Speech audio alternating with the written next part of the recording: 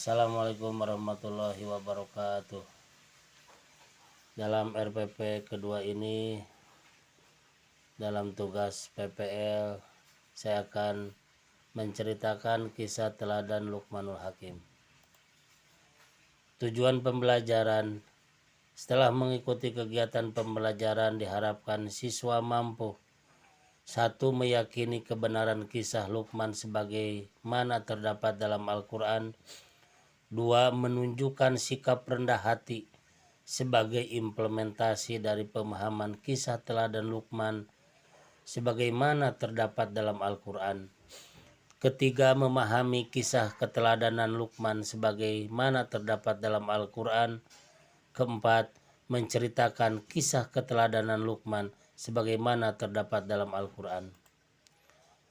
Sebelum Bapak melanjutkan ke tema, marilah kita berdoa dulu. Doa sebelum belajar mudah-mudahan diawali dengan doa Allah memberikan kelancaran, pemahaman, dan ilmu yang bermanfaat bagi kita semua. Bismillahirrahmanirrahim. Raditu billahi robba wa bil islami dina wa bi muhammadin nabiyya wa rasula rabbi zidni ilman warzuqni fahman. Materi kali ini tentang nasihat Luqman, jangan musyrik atau syirik. Syirik, perilaku mempersekutukan Allah dengan hal lain. Pelaku syirik dinamakan dengan musyrik. Salah satu dosa besar sulit diampuni. 1.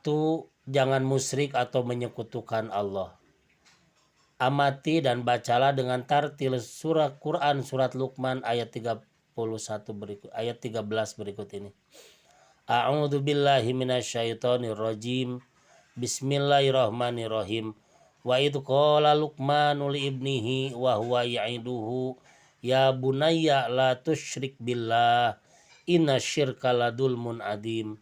Artinya, dan ingatlah ketika Luqman berkata kepada anaknya di waktu ia memberi pelajaran kepadanya, hai anakku, janganlah kamu mempersekutukan Allah subhanahu wa ta'ala. Sesungguhnya mempersekutukan Allah subhanahu wa ta'ala adalah benar-benar kezaliman yang besar. Apa arti mempersekutukan Allah subhanahu wa ta'ala? Mempersekutukan artinya menyerupakan sesuatu dengan Allah. Misalnya, menjadikan matahari sebagai Tuhan lalu disembah, membuat batu atau patung sebagai Tuhan lalu disembah, menjadikan kayu besar sebagai Tuhan lalu dipuja-puja dan disembah.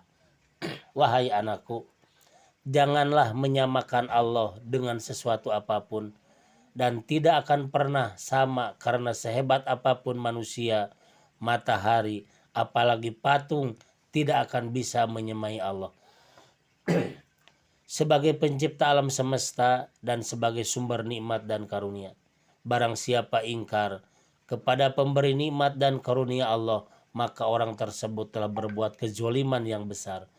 Zolim ialah kejam, bengis, aniaya, dan tidak menaruh kasih sayang.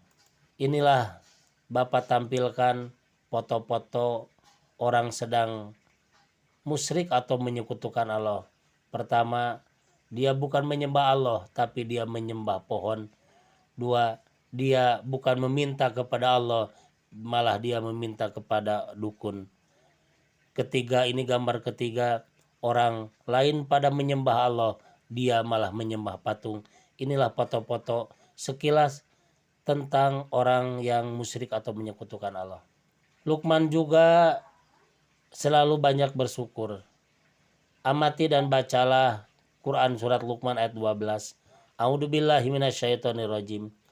Walaqad ataina Luqmanal hikmata anishkur lillah wa may yashkur fa inna may yashkuru li nafsi wa man kafara fa innallaha ghaniyyun hamid. Artinya, dan sesungguhnya telah kami berikan hikmah kepada Luqman, yaitu bersyukurlah kepada Allah.